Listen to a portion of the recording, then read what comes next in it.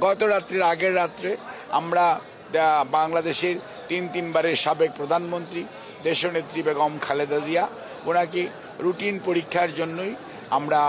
কিছু পরীক্ষা নিরীক্ষা করার জন্য ওনাকে রাজধানীর এভার কেয়ার হসপিটালে ওনাকে নিয়ে যাওয়া হয় এবং চিকিৎসকদের মেডিকেল বোর্ডের পরামর্শক্রমে ওনাকে ওখানে ভর্তি রাখা হয়েছে এবং যে উনি ধীরে ধীরে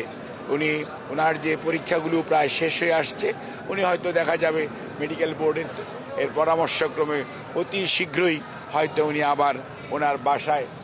ওনাকে ছুটি দিবে এবং উনি বাসায় আসতে পারবে এবং এই এখনও যে অবস্থা এখন ওনার অবস্থা সার্বিকভাবে যদি এক কথায় বলি তাহলে ওনার অবস্থা